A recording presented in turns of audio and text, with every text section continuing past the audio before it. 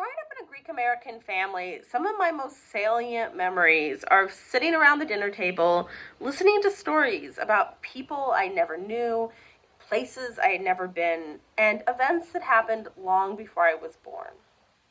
My papu, yaya, theos, and theas were remarkable storytellers, and their stories excited in me a love of the past and its preservation that has become my career.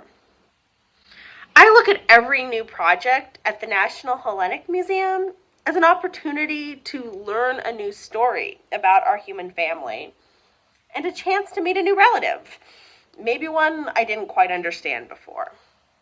This was certainly the case with Alexander Mohr. Mohr lived in one of the most dangerous and complicated times in human history. Nazi-occupied Europe was truly horrifying, something I learned early from that family dinner table. As a minor German aristocrat, someone whose work was displayed in Hitler's Germany, I had a lot of preconceived notions about Mohr as I set out. Unfortunately, secondary research on Alexander Mohr is pretty scarce on the ground. What work does exist is largely in German, and so I was dependent on those German sources. Something that slowed my work because, well, I just don't read German very fast.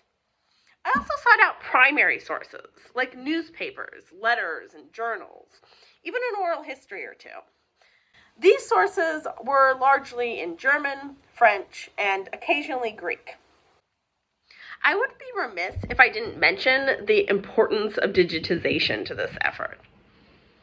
All of the research for this exhibition happened during the COVID-19 pandemic, when making international travel difficult at best and rendering archives, museums, and libraries largely closed. I was able to access the materials for this research through the digitized collections of other institutions. And it reminded me of the importance of the National Hellenic Museum's own digitization efforts. Because what I discovered in those documents not only made this exhibition possible, but radically changed what I thought about Alexander Mohr. Discovering that Alexander Mohr's wife, Elsa Kahn, was from a Jewish background radically altered how I see him as an artist and a man. Where I once saw a privileged aristocrat ignoring the atrocities of the Nazis so that he could continue to pursue his art career, I instead saw a man doing everything he knew how to protect his wife. I was reminded of all the difficult choices we are forced to make in the middle of history. And I was reminded why it's important to give the benefit of the doubt to both the living and the dead. I hope you enjoy this exhibition and that you walk away thinking differently about something important as well.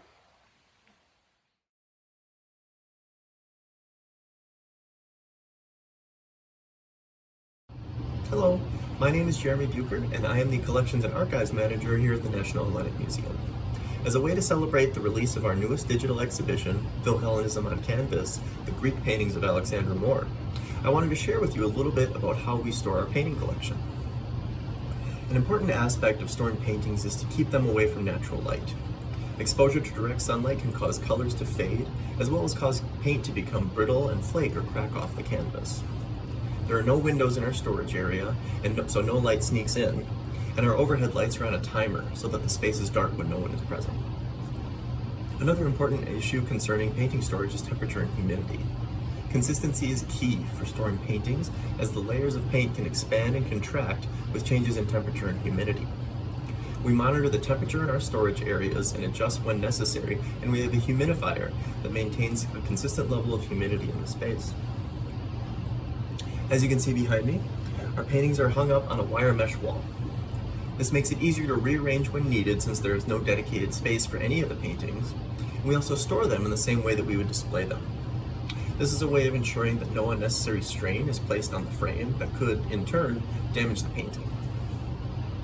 You can view our Alexander Mohr painting collection in Philhellenism on Canvas, the Greek paintings of Alexander Mohr, in the exhibition section of our website.